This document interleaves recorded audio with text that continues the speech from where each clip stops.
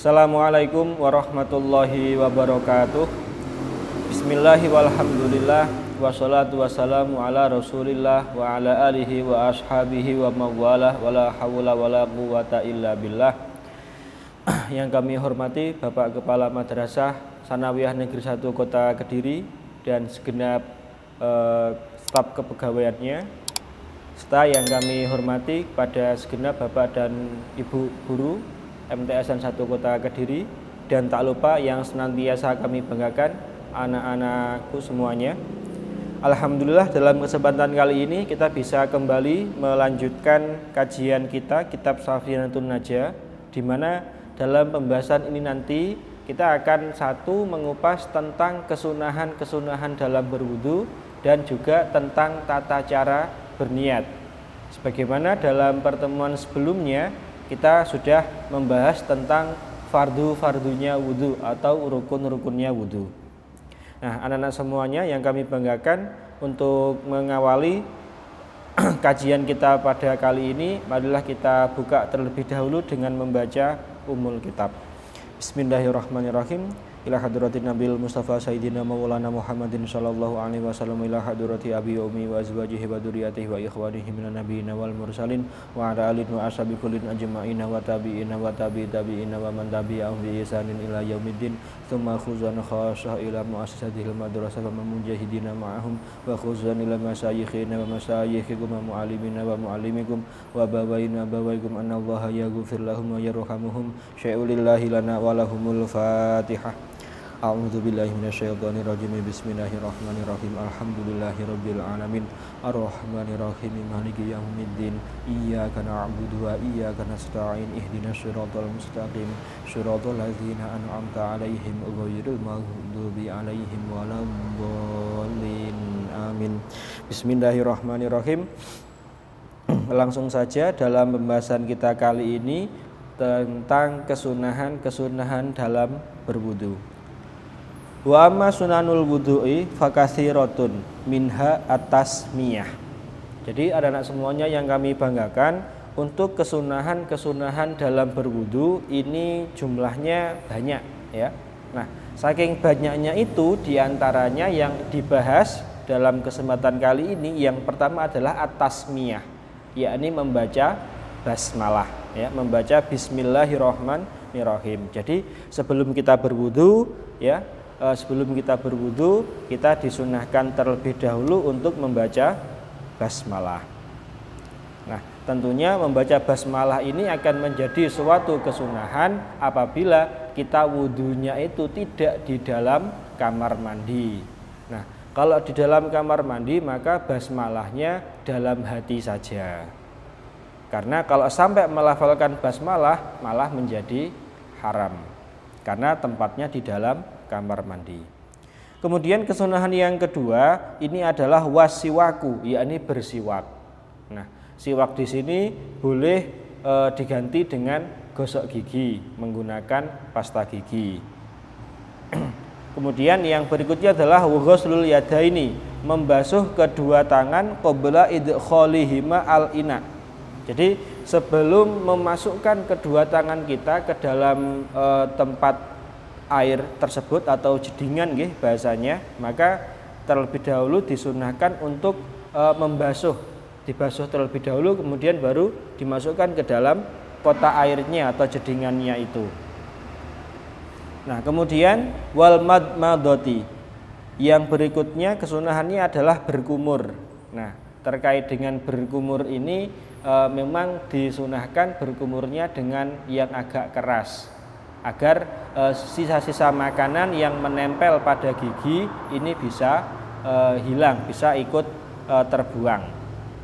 Nah, dikecualikan bagi orang yang berpuasa. Kalau orang berpuasa ini malah hukumnya bisa jadi makruh untuk berkumurnya ini, karena dikhawatirkan bisa korupsi ya, artinya bisa masuk ke dalam tenggorokan. Kesunahan yang selanjutnya adalah wal istinsyak, yakni menyedot air melalui hidung kemudian mengeluarkannya, itu namanya istinsyak. Ini disunahkan juga Jadi untuk urutannya itu kalau mau kita praktekkan nanti adalah kita membaca basmalah, kemudian kita siwakan atau menggosok gigi. Setelah itu nanti membasuh kedua tangan, kemudian istinsyak, ya. Nah, selanjutnya adalah baru nanti membasuh wajah, masuk pada bagian rukunnya wudu. Nah, di sini bisa ditambahkan, jadi sebelum kalian ini berkumur, ya, sebelum kalian berkumur atau saat membasuh kedua tangan, artinya setelah membaca basmalah tadi itu bisa kalian tambahkan talafut, yakni melafalkan niat wudu. Nawaitul wudu'a li raf'il hadatsil asghari fardholillahi ta'ala. Kemudian berkumur, setelah berkumur kemudian membasuh wajah, yang artinya sudah masuk pada bagian rukunnya wudu. Nah, kesunahan selanjutnya anak-anak semuanya yang kami banggakan adalah wa mashu jami'il udhunaini, yakni mengusap keseluruhan telinga. Jadi tidak hanya telinga bagian luar seperti ini saja, tapi juga bagian dalamnya yang terusap. Artinya untuk lubang telinga ini juga ikut terusap. Kemudian buat tayamun. Ya, tayamun ini artinya mendahulukan anggota kanan, mengakhirkan anggota kiri. Sehingga kalau kalian berwudu, misalkan saat membasuh kedua tangan, maka untuk anggota kanan dahulu ini yang didahulukan. Baru setelahnya ganti yang kiri. Jangan kanan kiri, jangan kanan kiri, seperti itu. Intinya agar mendapat kesunahannya harus mendahulukan anggota kanan. Selanjutnya adalah wal mualah. Artinya mualah ini adalah terus menerus, tidak ada jedanya. Misalkan begini, kalian setelah membasuh wajah, ya, kemudian ngobrol dulu sama temennya. Nah, itu namanya nggak jadi mualah. Kalau seperti itu wudunya tetap sah, tapi tidak mendapatkan kesunahan. Yang selanjutnya kesunahannya adalah wadalku, yakni menggosok-gosok anggota, terutama untuk jari-jari tangan dan juga jari-jari yang ada di kaki. Jadi digosok, apalagi setelah main di luar dalam keadaan kotor. Ini kesunahannya bisa meningkat. Kemudian kesunahan berikutnya adalah wataslis. Jadi setiap anggota wudu ini dibasuhnya secara ganjil, mentigakalikan basuhan. Misalkan saat berkumur itu juga diulangi sebanyak minimal 3 kali. Kalaupun toh lebih tidak apa-apa, asalkan jumlahnya ganjil. Ya, untuk taslis itu artinya mentigakalikan, artinya dalam keadaan ganjil.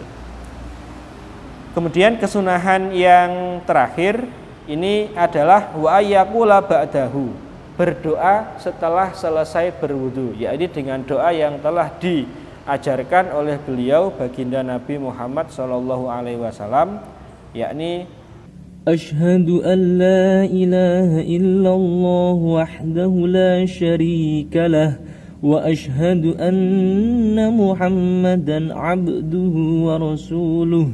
Allahumma ij'alni minat tawwabin waj'alni minal mutatahhirin waj'alni min ibadikas sholihin. Intinya dari doa setelah wudu ini nanti kalian tambahkan untuk membaca surat Al-Qadr. Nah, penjelasannya ada di dalam kitab Risalatul Mu'awanah, menjelaskan bahwasanya barang siapa yang setelah berwudu kemudian berdoa setelah berwudu tersebut dan menambahkan surat Al-Qadr 1 kali, maka setiap tetesan air yang jatuh itu nanti akan menjadi malaikat yang mendoakan kita ampunan kepada Allah hingga hari kiamat. Itu anak-anak semuanya yang kami banggakan terkait dengan kesunahan-kesunahan dalam berwudu. Nah, adapun pasal selanjutnya ini adalah an-niyatu qasdu syai'i muqtarinan bi fi'lihi. Jadi yang namanya niat yang menjadi salah satu daripada fardunya wudu ini artinya adalah menyengaja sesuatu yang berbarengan dengan pekerjaannya.